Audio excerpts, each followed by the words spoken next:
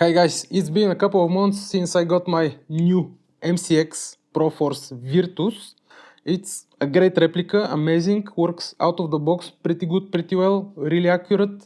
I already got a new red dot and magnifier just for this replica. However, it is time for my first upgrade on this specific replica. And today I'm gonna change the inner barrel and the hop-up rubber of the VFC MCX Virtus. That replica out of the box is pretty good, pretty accurate. However, I am kind of perfectionist and I want to squeeze as much performance and improvements as I can get from it. Today we're gonna change the inner barrel and the hop-up rubber, as I believe those are the first and fastest thing that you can upgrade on your Airsoft replica. The general desired outcome here is to get slightly increasing the FPS, better performance, even better accuracy, and also to add a couple of meters to the range of this gun. 5-10 meters would be great. I already did kind of the similar upgrade on my Crytek Trident MK2, the PDW, and the improvements were really noticeable just by changing them even without measuring whatsoever. That's why I believe such an upgrade will be beneficial even for the MCX Virtus. What are the parts that I got for that Sig Sauer MCX? Maple leaf, Mr. Hop, 70 degrees. Never tried Mr. Hop, but I read some pretty good, decent reviews of it. 70 degrees just because this is around 1.6 joules. I use maple leaf on all my guns and it improves the performance every time. What I have picked for inner barrel, Prometheus Lilac stainless steel, 295mm long, 6.03mm of inner diameter, and it is Sig Sauer Proforce MCX advertised. It's literally made and advertised for this specific model and gun. Prometheus is one of the top-notch brands when it comes to inner barrels, and that specific model already has a tons of 5 stars reviews on the internet. So I'm gonna give it a try.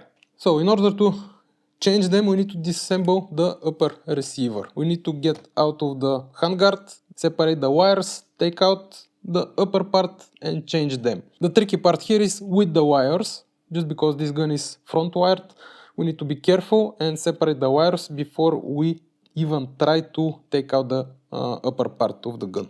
First, let me take out the pin and the guard. Also, I'm gonna take out my magnifier and scope so they're not on my way. Now we need to take apart those wires right here. This will be tricky, but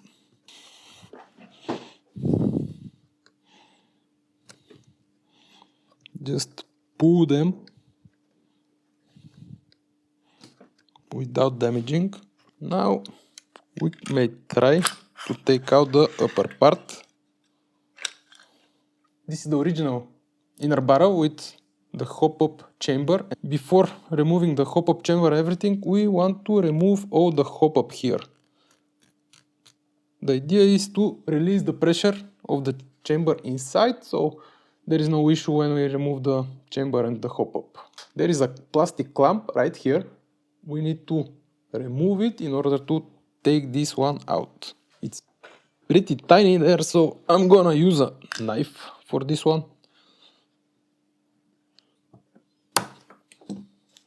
So this is the clamp.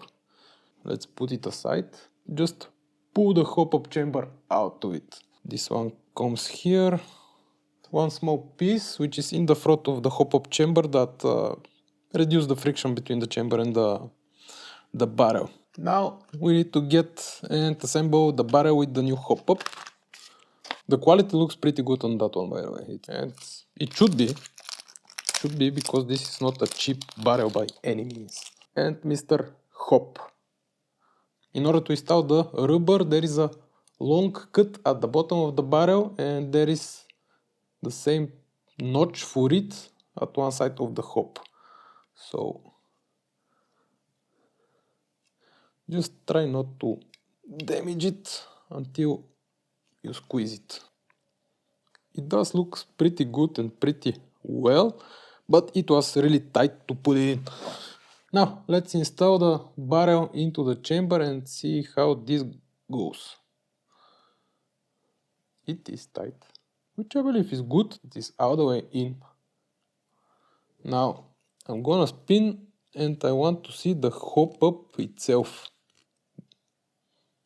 It is here. I'm gonna put some hop up. One, because I'm gonna save some scrolling when I assemble the gun and start shooting, because I know how much hop up was here before I removed it, so I'm gonna leave it the same way. Now I'm gonna put back that small tiny thing. You want to align it with the front of the chamber like this. Make sure everything is on place, and now we need to put back the clamp. Okay, now it is good and perfectly closed. Again, check for movements. It's pretty tight, looks really good. Now we're ready to put everything back together. New barrel, new rubber. So the assemble will be tricky. You see there are one big hole for the barrel and there is one small one right here for the wires. And in the same time the barrel should be installed first here, because you have that hole which is for the hop-up chamber, so it should go like this. And from here somehow we need to get everything through the front. I'll try it like this and see where we're gonna go. Now the wires, I'm gonna just point them to the right direction. Now the pin is on my way.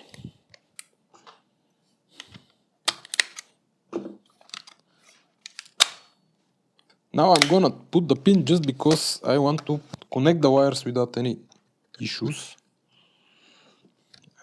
I bet this will be also tricky. I'm gonna use a help here.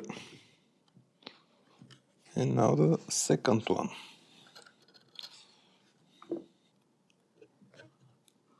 I'm gonna put just the cover a little bit. I really hope I will not need to disassemble this guy soon. For sure it's not the best, but I believe it's looking good and they should be connected. However, we're gonna test that, if that's the case.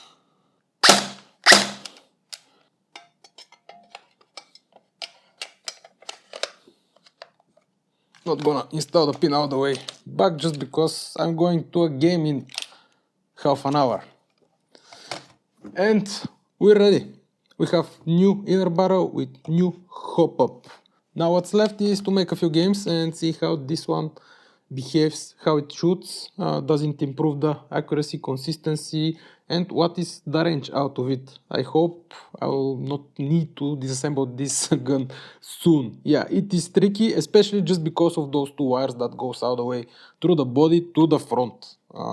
It just makes the things really complicated. The rest is really easy, really fast to do. Let me install back my magnifier and red dot.